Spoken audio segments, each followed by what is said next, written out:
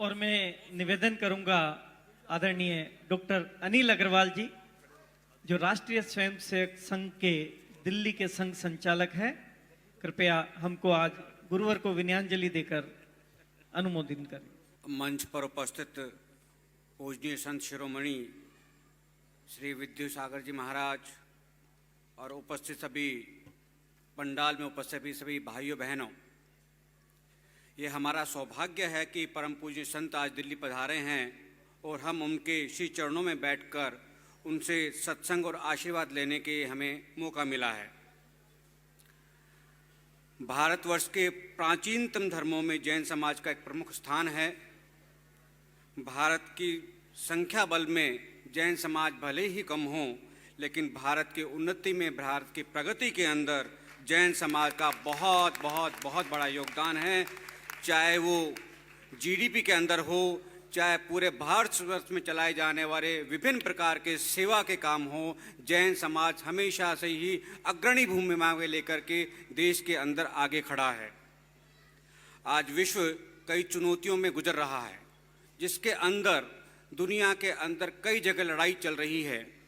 ऐसे समय के अंदर भगवान महावीर का जो संदेश है, अहिंसा का संदेश, आज मुझे लगता है वर्षों पूर्व दी गई उस संदेश की प्रासंगिकता आज उससे भी कहीं ज़्यादा आज की आवश्यकता है। आज जैन समाज ने अहिंसा के इस मूल मंत्र को अपने जीवन में, अपने चरित्र के अंदर अक्षर से उतार लिया है और प्रमाणित किया है कि अहिंसा के माध्यम से ही पूरे विश्व का कल्याण हो सकता है।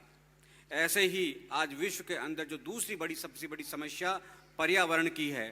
पहले जब हम घरों से निकलते थे तो सर्दी, गर्मी या बारिश की चिंता करते थे, लेकिन आज हम दिल्ली जब निकलते हैं तो बाहर AQI भी पूछते हैं। हम दिल्ली के निवासी वायु प्रदूषण को देख रहे हैं, झेल रहे हैं। ऐसे समय के अंदर उस प्रदूषण का उपाय क्या होगा? उस प्रदूषण का उपाय डीजल से CNG नहीं होगा। उस प्रदूषण का उपाय अपना उपभोग, अपना संयम, अपना त्याग, उपभोग की संस्कृति को कम करके अपरिग्रह की संस्कृति को अपनाने का जो भगवान महावीर का संदेश है, अपने जीवन में चरितार्थ करने के माध्यम से ही हम इस समस्या का निराकरण भी कर सकते हैं। हमें प्रकृति का शोषण नहीं करना है, प्रकृति का दोहन करना है। आज जैसे भाई कपिल खन्ना जी ने बताया, देश के अंदर एक अभूतपूर्व माहौल है। 550 वर्षों के एक मानसिक परातंत्र के बाद के अंदर आज देश के अंदर एक नई ऊर्जा, एक नई उन्नति का, भगवान राम का मंदिर का प्राण प्रतिष्ठा का कार्यक्रम हो रहा है। हम सभी उसके अंदर आमंत्रित हैं।